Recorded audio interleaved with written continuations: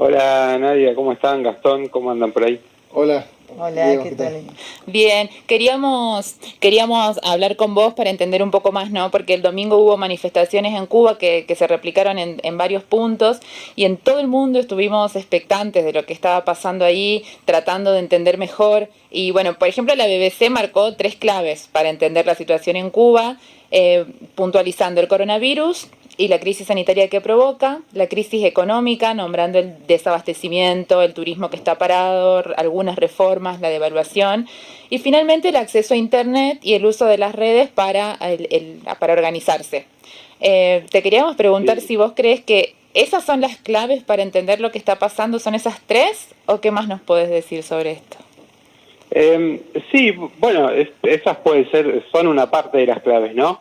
A ver, yo creo que eh, a lo que dice, a lo que marca la BBC, el coronavirus es evidente que es un problema en todo el mundo, la pandemia fue un problema en todo el mundo, eh, particularmente en Cuba, además de que ahora están viviendo uno de los peores momentos de la pandemia en cuanto a contagios y muertes, también afecta muy fuerte una parte importante de la entrada de divisas a la isla, que es el turismo, ¿no? Uh-huh.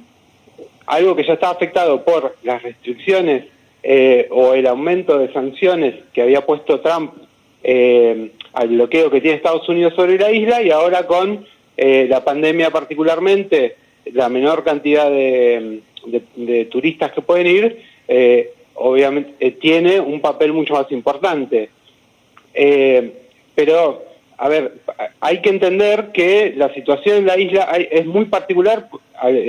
Varios medios hablan de una situación muy parecida a la de principios de los 90, que fue luego de la caída de lo que se conocía como el bloque soviético o de la URSS.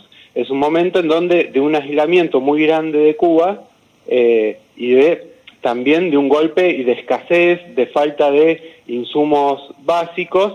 Bueno, se compara mucho con este momento la situación actual, fundamentalmente porque hay cortes de luz muy importantes, hay falta de alimentos, o los que se pueden conseguir son muy caros para los cubanos, y también falta de medicamentos e insumos básicos. Entonces, eso un poco da el contexto de esta irrupción y de estas manifestaciones que vimos estos días, que no... Que la, muchos se remontan a manifestaciones de 1994, lo que se conoció como el Maliconazo, que en ese momento también logró desactivarlas una figura muy importante de la isla, como fue Fidel Castro, Uh-huh. que hoy no está. Ese es otro dato también importante. Todo lo que era la vieja guardia de la Revolución Cubana o no está en el gobierno o directamente ya no está físicamente viva. Entonces, esos son condimentos que evidentemente agregan o explican un poco este factor de irrupción, desde ya teniendo en cuenta el primero, ¿no? Que es el bloqueo que impone Estados Unidos desde la década del 60 a la isla, y otros factores muy importantes que son una serie de reformas que viene imponiendo el gobierno cubano, reformas, algunas que tienen ya varios años, otras mucho más actuales, que tienen que ver con sacar, no sé, subsidios que el gobierno llama innecesarios, ir privatizando sectores importantes que antes dependían del Estado, y un golpe muy duro que se vivió hace poco, que fue una devaluación. Cuando se igualó la moneda, Cuba en su momento tenía una moneda que tenía el mismo valor o un valor muy similar al dólar, y después una moneda de uso interno en Cuba. Bueno, esas monedas se igualaron y lo que terminó habiendo fue una devaluación de casi 2.400%, con lo que, bueno, nosotros en Argentina sabemos lo que significan las devaluaciones Sí. eh, en los precios y en lo que vale o lo que podemos comprar con el mismo dinero que teníamos antes de esa devaluación. Sí, perdón, Gastón, Diego, sí, totalmente. Creo que la parte económica, ayer veía un artículo del Le Monde Diplomatique que mostraba varios datos que son muy similares a esa situación de los 90 en el retroceso, ¿no? Del poder de compra del salario. Bueno, hay un salto en el desempleo que está encubierto, una situación de hambre bastante profunda. Te quería preguntar además, frente a estas protestas, vimos que el gobierno actual de Díaz-Canel, bueno, estuvo reprimiendo, estuvo deteniendo a muchas personas, a muchos opositores, a la vez que llamó al pueblo a defender la revolución, ¿no? ¿Podrías contar a la audiencia un poco más sobre cómo viene actuando el gobierno y su reacción, o la reacción que viene teniendo frente a las protestas?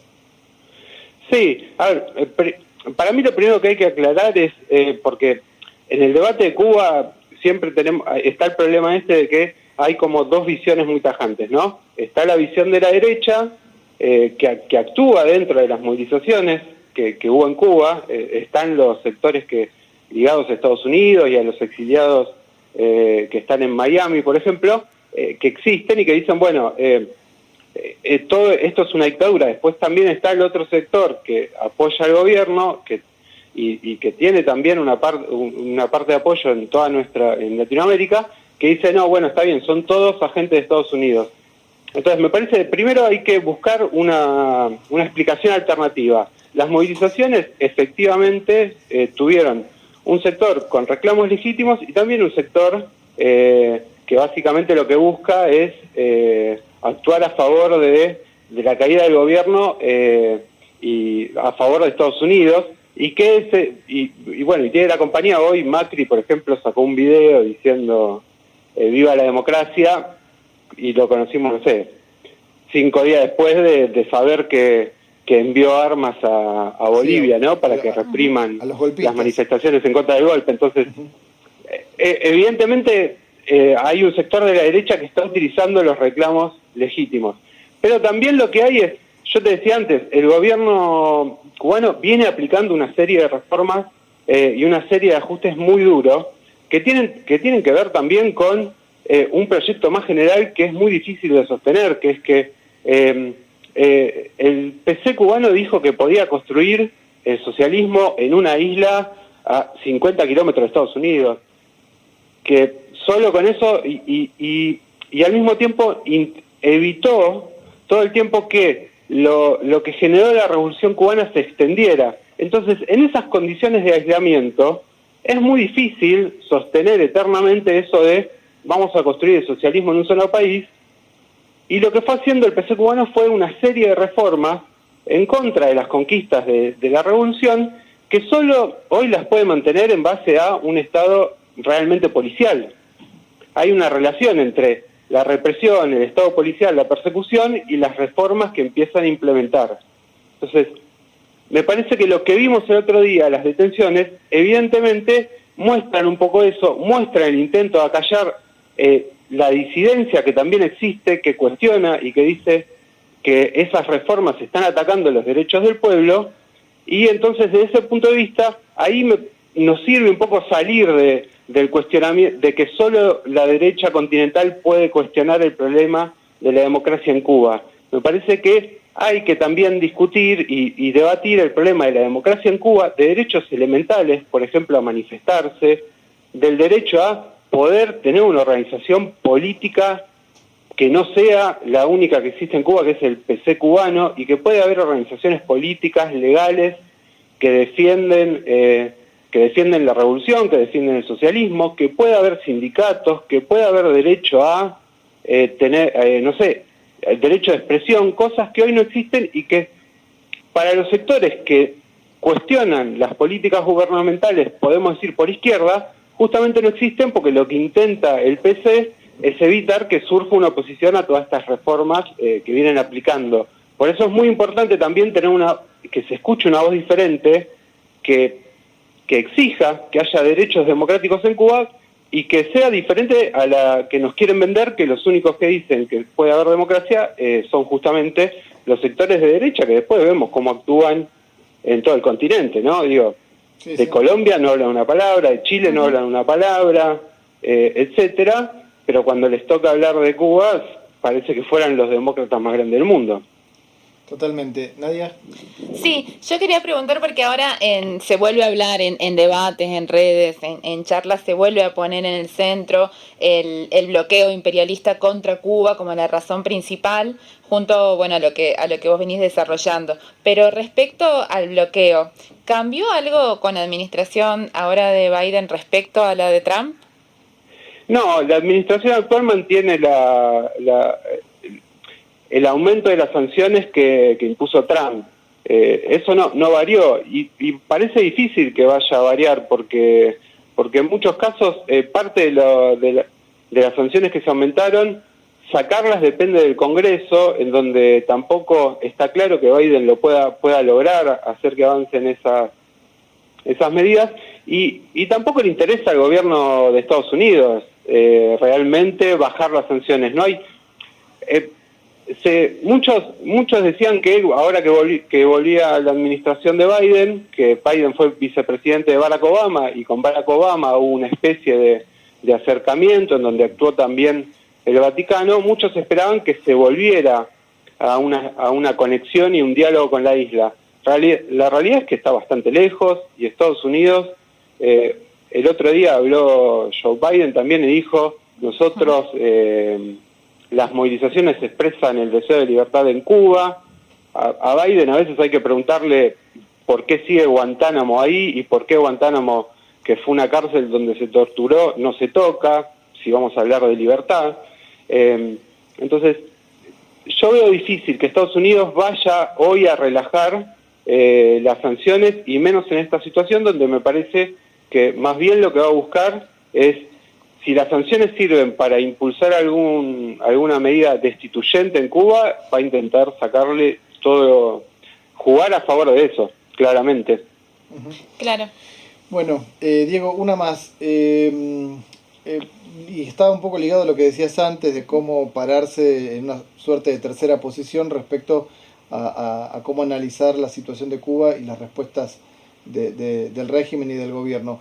En estos días además pudimos ver en distintos medios lo que vos decías, gente que defiende con los ojos cerrados al gobierno cubano y acusan de agentes del imperio a todo aquel que haga una mirada crítica. Bueno, después están otros, que creo es una cosa más intermedia, que defienden libertades democráticas, pero a veces terminan comparando, por ejemplo, a Cuba con Puerto Rico. Sí, ayer lo veía al residente en un video que subió a su Instagram y denunciaba que Puerto Rico es una colonia de Estados Unidos, eso no hay dudas, pero equiparaba a Cuba con Puerto Rico, bueno, o Colombia o cualquier otro país capitalista. Y hay otros que hablan directamente, como decías, de Cuba como una dictadura llana, que es más bien la derecha. ¿Cómo se puede actuar hoy en Cuba, retomando lo que vos decías, para defender las conquistas de la revolución y además resolver los problemas graves que tiene el pueblo trabajador? Mira, yo creo que lo primero es claramente pararse desde un lugar de denuncia al bloqueo y a la intervención y a la presión permanente de Estados Unidos y sus aliados en contra de la isla. Eso es lo primero. Después, claro, en lo inmediato lo que viene es lo que te decía antes, la reivindicación de derechos democráticos elementales para la población cubana, para que se puedan expresar todos esos reclamos justos que están empezando a surgir. A partir de ahí ya, después, a ver, existió siempre una corriente que fue el trotskismo, que planteó una visión y que propuso una visión diferente para Cuba, que tiene que ver con que en Cuba lo que se tiene que construir es la posibilidad de que los trabajadores y el pueblo que defendieron durante todo este tiempo la revolución muy heroicamente y que hoy siguen defendiendo lo que queda, porque fueron muy atacadas por el PC cubano y por los altos mandos del ejército cubano, fueron muy atacados atacadas los derechos que se conquistaron. Hay que defender eso, lo que quede, pero para eso se necesita obviamente que justamente los trabajadores y el pueblo cubano puedan intervenir y puedan tomar en sus manos el destino de la isla. Desde ya eso tiene que ver con la posibilidad de construir sindicatos, construir organismos democráticos donde los trabajadores del pueblo puedan debatir y puedan resolver.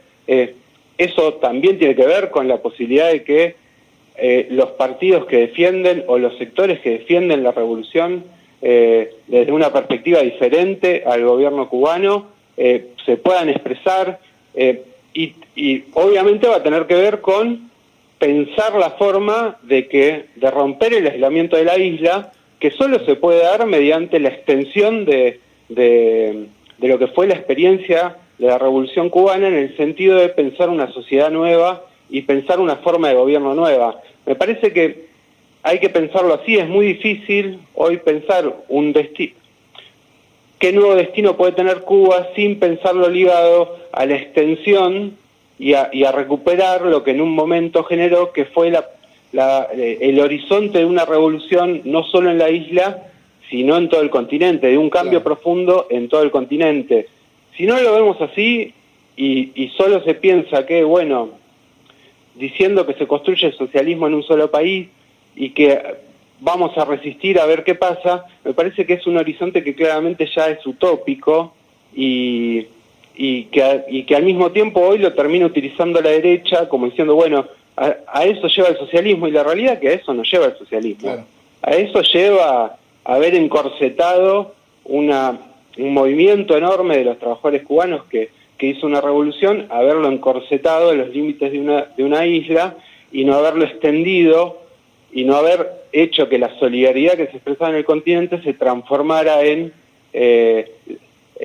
la continuidad de esa experiencia en otros países. Hubiera sido muy diferente el destino de Cuba si la revolución se hubiera extendido en Latinoamérica y en otros países, claramente. Sin dudas, y creo bueno, que es un debate apasionante y sobre todo un compromiso, como vos decías, activo, militante, la defensa, desde este punto de vista de lo que es, o lo que queda, ¿no?, de la Revolución Cubana del año 1959. Diego, te agradecemos como siempre tu colaboración con nosotros. No, gracias a ustedes, un saludo para todos. Dale, gracias, chao. Pasó aquí Diego Sacchi, columnista de La Izquierda Diario de la sección internacional, comentando un poco la visión sobre lo que está sucediendo, estas protestas en la isla de Cuba. No te vayas.